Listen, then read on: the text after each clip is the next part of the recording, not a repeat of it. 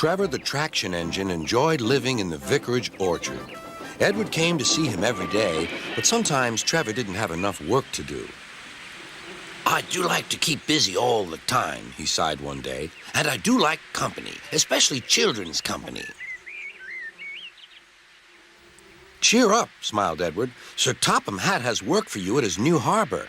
I'm to take you to meet Thomas today. Oh, exclaimed Trevor happily. A harbor, the seaside, children, that will be lovely.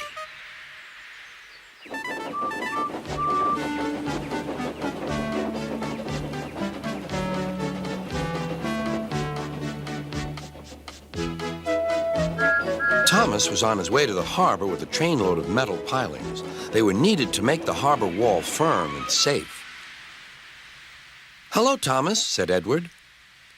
This is Trevor, a friend of mine. He's a traction engine. Thomas eyed the newcomer doubtfully. A what engine? A traction engine, explained Trevor.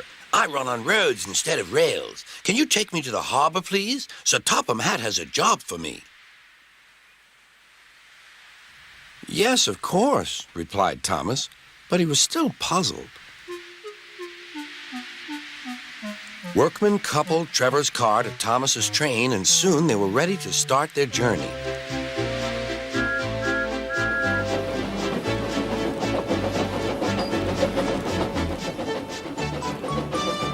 I'm glad Sir Topham Hatt needs me, called Trevor. I don't have enough to do sometimes, you know, although I can work anywhere, in orchards, on farms, in scrapyards, even at harbors. But you don't run on rails, puffed Thomas. I'm a traction engine. I don't need rails to be useful, replied Trevor. You wait and see.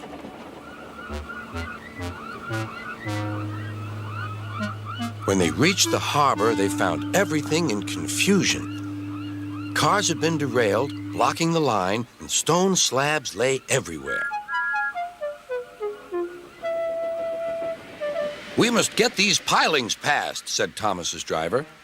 They are essential. Trevor, we need you to drag them round this mess. Just the sort of job I like, replied Trevor. Now you'll see, Thomas. I'll soon show you what traction engines can do. Trevor was as good as his word.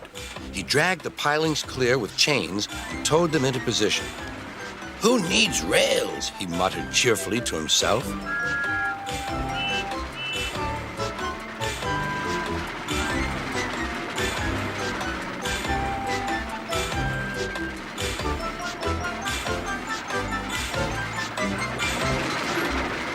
Later, Thomas brought Annie and Clarabelle to visit him.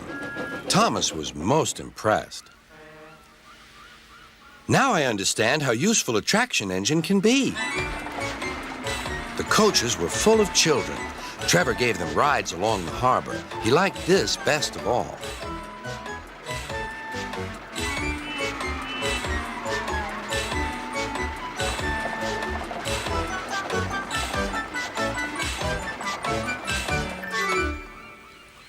He's very kind, said Annie. He reminds me of Thomas, added Clarabelle. Everyone was sorry when it was time for Trevor to go. Thomas pulled him to the junction. A small tear came into Trevor's eye. Thomas pretended not to see. He whistled gaily to make Trevor happy. I'll come and see you if I can, he promised. The vicar will look after you, and there's plenty of work for you now at the orchard, but we may need you again at the harbor someday. That would be wonderful, said Trevor. That evening, Trevor stood remembering his new friend Thomas, the harbor, and most of all, the children. Then he went happily to sleep in the shed at the bottom of the orchard.